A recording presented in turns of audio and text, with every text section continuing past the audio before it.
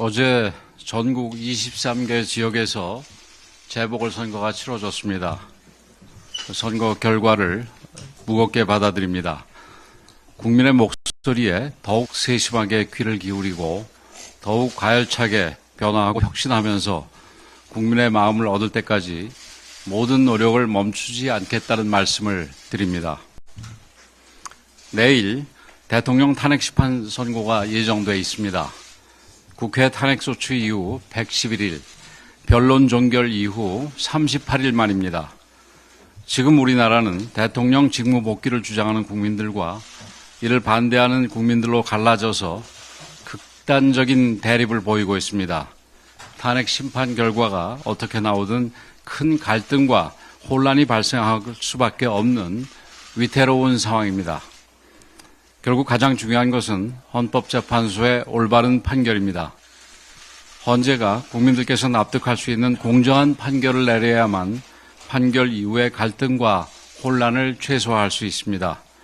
헌법재판관들께서 법리와 원칙, 한 사람 한 사람의 양심에 따라 올바른 판결을 내려주시기를 기대합니다. 그런데 판결을 앞둔 이재명 대표와 민주당의 태도는 정말 충격적입니다. 이재명 대표는 승복 여부를 묻는 질문에 승복은 윤석열이 하는 것이라며 사실상 불복을 선언했고 민주당 의원들의 불복 선언이 줄줄이 이어졌습니다.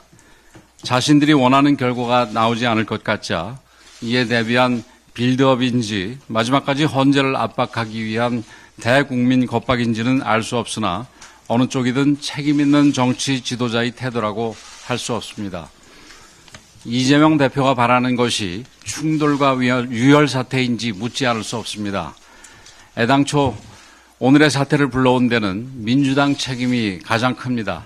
민주당은 윤석열 대통령 취임 이후 30번의 공직자 줄탄핵, 무자비한 핵심 예산 삭감, 이재명 방탄 법안과 사회 갈등 법안 일방 통과 등 정부의 기능을 마비시키는 의회 독재를 멈추지 않았습니다.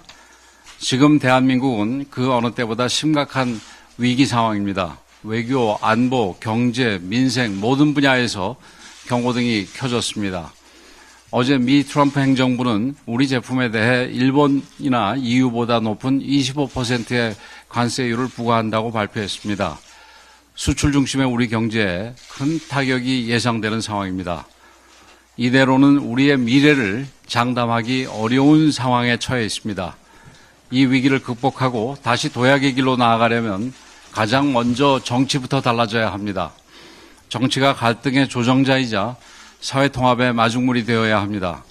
아무리 의견이 달라도 대화와 타협을 통해 문제를 해결해 나가야 합니다. 그리고 그 과정은 반드시 법과 제도의 틀 안에서 이루어져야 할 것입니다. 민주당의 대우각성과 승복선언을 강력하게 촉구합니다. 국민 여러분들께도 간곡하게 호소드립니다. 설령 받아들이기 힘든 판결이 나온다 해도 법과 제도의 틀 안에서 그리고 대화와 타협이라는 정치의 본질을 지키며 대안을 모색하고 절충안을 만들어 나가야 합니다. 그런데도 갈등을 부추기고 혼란을 키우는 정치 세력이 있다면 국민 여러분들께서 과감하게 퇴출시켜 주시기 바랍니다. 또한 어떤 경우에도 국민의 생명과 안전보다 더 중요한 것은 없습니다. 선고 당일 그 어떤 불상사도 있어서는 안 됩니다. 저는 한덕수 국무총리 권한대행 측에 선고 당일 및 이후에 안전관리에 각별히 노력해 줄 것을 요청했습니다. 경찰은 질서 유지와 사고 방지에 최선을 다해 주시기를 부탁드립니다. 저와 국민의힘은 대통령 탄핵 심판 판결에 승복할 것이며 탄핵 심판 이후를 철저히 준비하고 대비할 것입니다.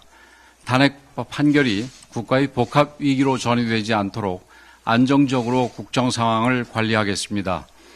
그것이 대한민국의 공당으로서 책임을 다하는 최선의 길이라고 믿습니다. 그리고 이번 비상계엄과 대통령 탄핵 사태를 통해서 시대에 맞지 않는 87 체제의 모순이 적나라하게 드러났습니다. 흔히 제왕적 대통령제라고 생각해왔던 우리 헌법이 실제로는 의회 독재를 견제할 최소한의 수단조차 사실상 전무한 제왕적 의회 헌법이라는 사실도 밝혀졌습니다. 내일 헌재 심판 결과가 대통령 직무 복귀로 결정된다면 우리 당도 서둘러 적극적으로 개헌을 추진하겠습니다. 대통령께서도 임기에 연연하지 않겠다고 약속한 만큼 국민의 뜻을 모아 시대 정신에 맞는 헌법을 만드는 데 최선을 다하겠습니다. 행정부, 입법부, 사법부 어느 것도 특정 개인이나 세력에 장악되지 않고 다양화되고 다원화된 국민 요구를 담아내는 더 큰 헌법을 만들겠습니다. 이제 대한민국은 앞으로 나가야 합니다. 이번 위기를 디딤돌로 대한민국 개혁과 대변혁을 반드시 이뤄내야 합니다.